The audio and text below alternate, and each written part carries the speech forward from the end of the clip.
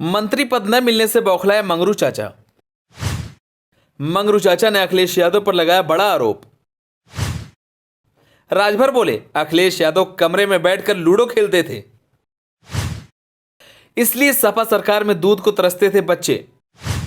मुस्लिम वोटरों को लेकर भी राजभर ने दिया बयान। चलिए आपको बताते हैं राजभर ने आगे क्या कुछ कहा। लोकसभा चुनाव को देखते हुए सियासी दल अपनी अपनी तैयारियों में जुटे हुए हैं।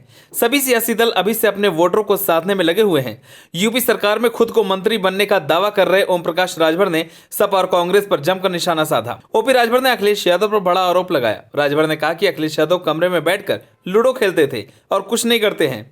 राजभर ने आगे कहा कि समाजवादी पार्टी और कांग्रेस कुछ भी कर ले, उनका कुछ नहीं हो सकता है, क्योंकि 2017 में दोनों एक साथ मिलकर रिहर्सल कर चुके हैं और 54 सीटें जीती थी।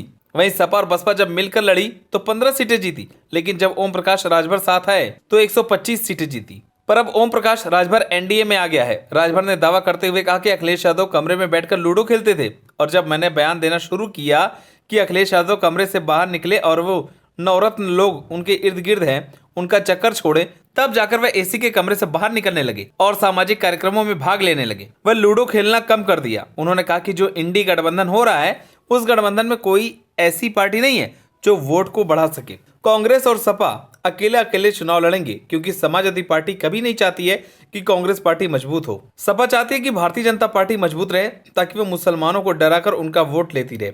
ऐसे में अगर कांग्रेस मजबूत होगी तो सपा कमजोर हो जाएगी। वहीं मीडिया से बात करते हुए राजभर ने दावा करते हुए कहा कि अखिलेश यादव 2024 के चुनाव में नरेंद्र मोदी को प्रधानमंत्री बनने के लिए हटकर सहयोग कर रहे हैं। उन्होंने कहा कि हम सटकर सहयोग कर रहे हैं। अखिलेश कभी भी मायावती को पीएम बनते नहीं देखना चाहते।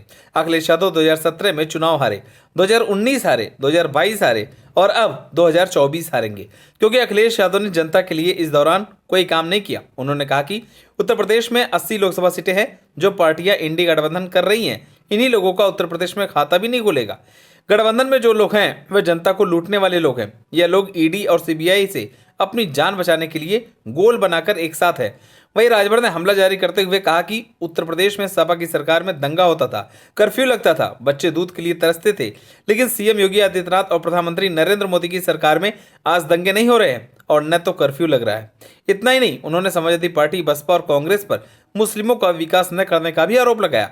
उन्होंने कहा कि आजादी के बाद नौकरियों में मुस्लिमों की तादाद 38% थी। उन्होंने कहा कि इतना विकास किया सपा, बसपा और कांग्रेस ने कि आज मुस्लिम नौकरियों में 1% नहीं है। इसका जिम्मेदार कौन है? इसका जिम्मेदार समाजवादी पार्टी है। समाजवादी पार्टी 9% यादवों का, 20% वोट मुसलमान का लेती है, लेकिन अब मुस्लिमों ने भी सपा और कांग्रेस की सरकारों को देख और समझ लिया है। आपको बता दें कि इन दिनों ओपी राजभर मंत्री बनने को लेकर चर्चा में बने हुए हैं। राजभर मंत्री बनने के लिए योगी, अमित शाह और बीजेपी के तमाम बड़े नेताओं से मुलाकात भी कर रहे हैं, लेकिन अभी तक राजभर को कोई मंत्री पद नहीं मिला। जब भी मीडिया राजभर से मंत्री बनने को लेकर सवाल पूछती है, तब राजभर अलग अलग तरह के बयान देते हैं और मंत्री बनने को लेकर दावा करते हैं। फिलहाल अभी तक योगी मंत्रिमंडल की अटकलें बनी हुई हैं। अब देखने वाली बात होगी कि कब तक योगी मंत्रिमंडल का विस्तार होगा और कब राजभर मंत्री बनेंगे। आप सभी को क्या लगता है, जिस तरह से राजभर अखिलेश यादव पर आरोप लगा रहे हैं वो सही है या गलत, हमें कमेंट कर जरूर बताएं। अगर आप नए तो हमारे चैनल को सब्सक्राइब करें।